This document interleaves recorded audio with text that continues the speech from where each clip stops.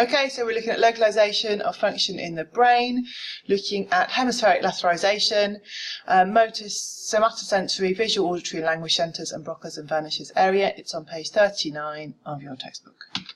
Okay, so it was in the 19th century that we discovered, mainly initially because of a guy called Phineas Gage, that the brain had different functions, and this is known as localization of function. What does this mean? It means that different areas of the brain have different functions. Okay? There are some trains of thought that believe that the brain is holistic, and so what that means is that they think that the brain does all functions. Okay? There's lots of evidence for and against either way, and we're going to have a look at that in this lesson. So your brain is split into two hemispheres. Okay, the left and the right. Each side of the hemisphere is responsible for different functions. The right side of your body controls the left side, and the left side of your body controls the right side. Okay. In most respects, that's the same whatever happens. Okay.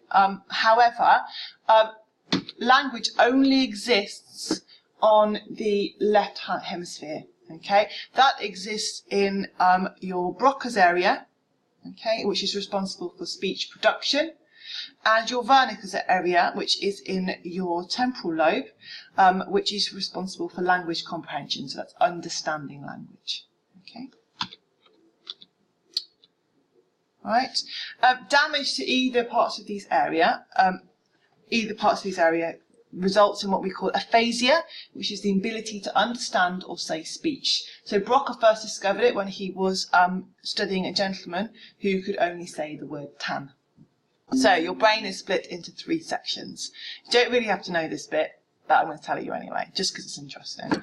So it is split into these two parts here, which are the limbic central system and your central core. They are the oldest parts of your brain. Okay, and then on top of it, you've got your cerebrum, which contains your cortex. Okay, the central core. This is the bit that is your most primitive. It's the one. It's often called your reptilian brain. You find it in reptiles only. It contains sort of all the sort of basic structures that you need for survival, including your hypothalamus, which helps regulate your body, including homeostasis. Which, if you didn't know, was the process of keeping your body in equilibrium or a constant state. Okay. Your limbic system, this is where your emotions are. Obviously, as psychologists, we do quite a lot at your limbic system, okay, and it's referring to different bits of your limbic system that maybe sort of make you more aggressive or psychotic, or one of those things. Okay, so this is your emotion. Again, it is a very old part of your brain. And lastly, the cerebrum. This is as humans, we have a lot more of this stuff, okay, because we're just basically a little bit more intelligent than everybody else, okay? But we generally know it as your cerebral cortex or your grey matter. That's because it looks a little bit grey, and that's just the way the cells are put together, okay? And the cerebrum is joined together on either side, so you have a left cerebrum and a right cerebrum, and they're joined together by a bit called your corpus callosum, which goes down the middle, and we will talk about that when we look at split brain patients. Okay, just a bit of here, this is your corpus callosum, and if you have a split brain patient, then the corpus callosum has disappeared. Okay, I'm not going to go into that now, but because we're going to have to have a proper lesson on that later. Right, so in terms of evaluation, we're looking at brain scan evidence. So this is brain, when we mean brain scan, we mean MRIs. Okay, and what you can do with an MRI is you can put someone in it and you can be able to see where their brain is most active. So Peterson used braingrams to demonstrate Wernicke's area. He did listening tasks, so he got people to listen. Remember, Wernicke's area is about language comprehension, so being able to understand it.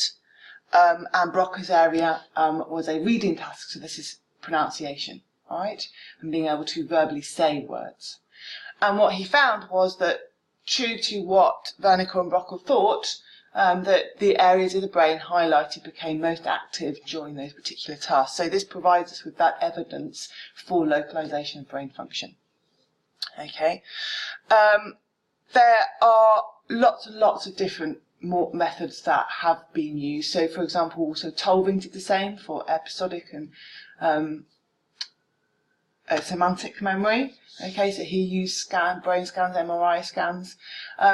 There are lots of different ways now in which we can measure the brain's activity, and we will learn about those in a lot more detail later on in this topic. Okay.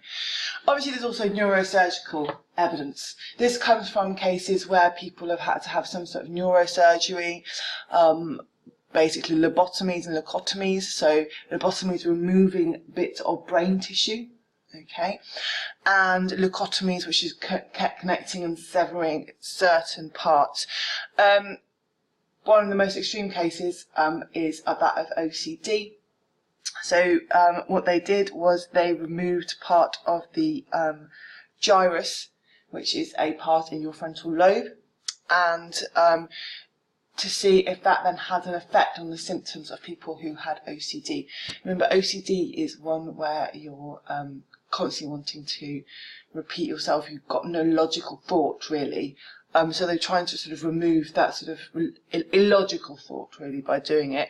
And they found that 1/3 of them actually entirely improved, 14% got a little bit better, and the rest obviously didn't have any improvement. So there in that self is a little bit of a criticism, really, because it shows you that maybe localization of function isn't as clear-cut as we think it should be. Okay. We have looked at Phineas Gage, haven't we? So Phineas Gage, again, is another set of evidence for localization of function, okay? Because he actually had the bolt through his head, and afterwards his personality changed, okay? But he actually, that bolt went through more than one side of his brain, so it went through two halves. And what we do know sometimes is the one half of the brain takes over the other. So he became rude, blasphemous, entirely different to how he used to be. And it's really taught us a lot about the brain and brain localization, okay? But however, it is a case study, and as with case studies, we always have to make sure that we generalise. We don't generalise them to everybody else, because everybody changes. I'd say my point of view is that yes, to a certain degree, the brain is localised, but there are times when the brain is able to reorganise itself and to be able to do different jobs, okay? And that's what we'll be learning about next lesson.